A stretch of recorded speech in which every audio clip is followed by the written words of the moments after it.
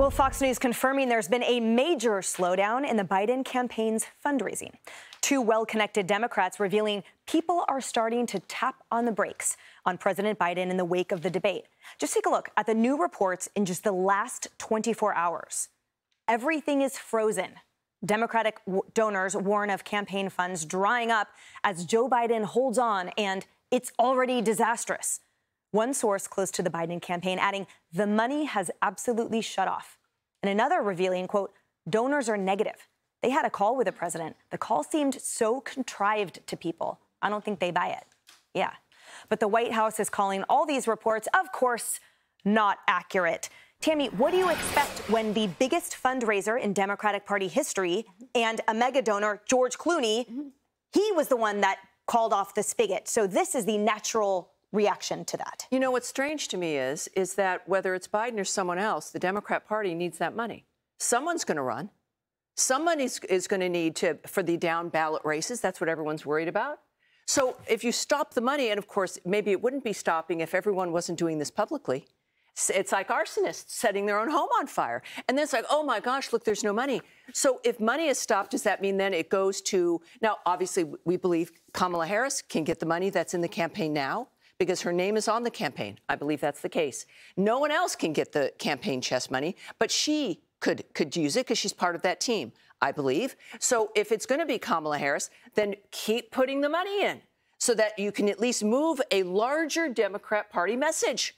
But they can't even do that because they're all worried about this, strangely enough. So anybody else, if it's going to be Gavin Newsom or Gretchen Whitmer, is the money going to suddenly pour into her in the 3 weeks they would have left?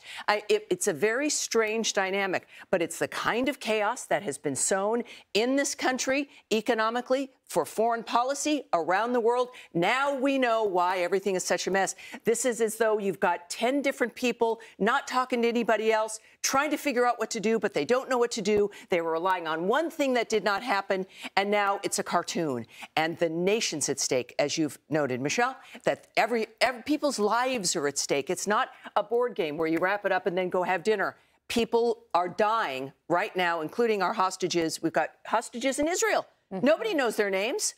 This is insane. Michelle, this is my question. Is this a ransom? To Tammy's point, they are withholding it until Biden drops out, and then the money will come forth because you cannot win an election without a war chest. There is no question about this. This is kind of from the are you going to laugh or cry department, you know? Like, what is it? Because if they try to tell you, well, our grassroots are really strong, that's great, that's fine, but the fundraising is such a my war chest is bigger than your war chest kind of deal in this whole thing. I think, honestly, Democrats are coming to the realization that they're likely going to lose this round. I really think they're coming to that conclusion. They're saying, why am I going to pour money into this campaign when the writing appears to be on the wall? I'm going to be wasting my money, throwing good money after bad. And you know what? It'll only be Trump for 4 years. We can weather the storm. Kayleigh, what does this portend?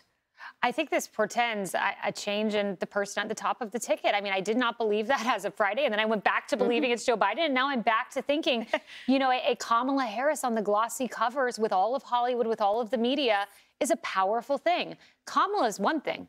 Kamala plus media, that's a whole different thing. As you're seeing headlines, it's already disastrous. The money has absolutely shut off, and they're saying, we got the grassroots, we got the grassroots. Oh, wait, well, Politico says, person close to the campaign says grassroots fundraising is going to be down 25% this month. If that's the case, I just don't see how you don't go with Kamala plus the glossy covers. Okay, Bill, I wanted to end with you on this because you and me are Vegas people. And Polymarket has 80% of the market share for prediction. And on July 3rd, Polymarket peaked at a 75% odds that Biden would drop out. Now, since then, it's been following the whiplash that Kayleigh just described, right? Saying, well, down to 45% because he's not giving in.